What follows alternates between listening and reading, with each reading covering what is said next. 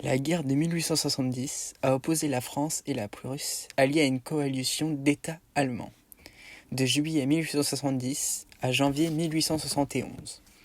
Elle trouve ses origines dans un incident diplomatique entre les deux pays au sujet de la succession de la couronne d'Espagne.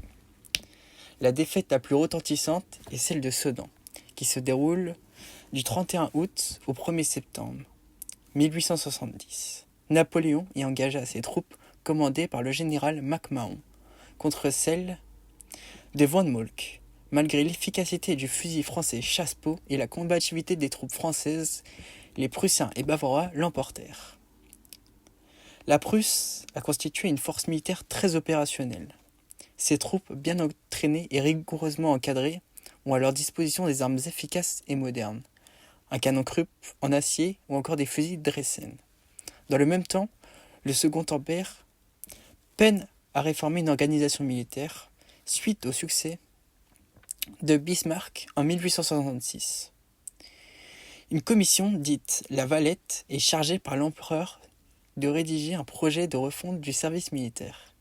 Mais l'impopularité de tout et l'allongement de l'appel sous le drapeau ainsi que la remise en cause du tirage au sort œuvrent à vider la loi Niel de 1868 de la plupart des nouveaux départs envisagés. L'artillerie est en outre vétuste et les conceptions stratégiques déficientes ne permettent pas une utilisation optimale des nouvelles armes contre les mitrailleuses allemandes très puissantes à cette époque-là. Sedan, qui est une petite place du nord fortifiée derrière laquelle le 31 août est venue s'entasser l'armée de Châlons commandée par MacMahon.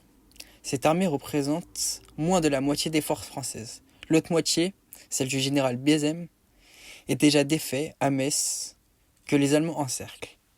Les Allemands ont alors commencé à encercler Sedan dès le 31 août et poursuivent leurs manœuvres. Les Français n'ont en effet pris la peine de faire sauter les plombs, ce qui permet aux Prussiens de franchir la Meuse et d'atteindre Basel, à seulement 5 km au sud de Sedan. Les canons Krupp des Prussiens font des ravages dans la ville. MacMahon est rapidement blessé, ce qui entraîne la désorganisation de l'armée française. Le commandant en étant repris d'abord par Ducrot, puis par Weffen, qui donnent chacun des ordres opposés. Les hommes sont exténués et menacent les officiers. Napoléon III décide alors d'hisser le drapeau blanc. Il espère pouvoir négocier et sauver l'honneur de ses généraux en se constituant prisonnier. Plusieurs charges de cavalerie tentent de desserrer l'étreinte, mais sont un échec total, et même sanglant. Pendant qu'à Basel, les troupes de marine et les chasseurs d'Afrique résistent héroïquement face aux Bavarois. La capitulation française est alors officielle le 2 septembre, dans le château de Bellevue, avec un bilan total de 80 000 soldats faits prisonniers. La bataille de Sedan fut un désastre pour la France et ses troupes, avec de nouveaux manquements qui ont coûté la victoire aux Français, tels que l'armement, comme l'indique un journaliste dans le Petit Journal. Je cite : « La fortune des armes nous aurait été plus favorable et que nos troupes auraient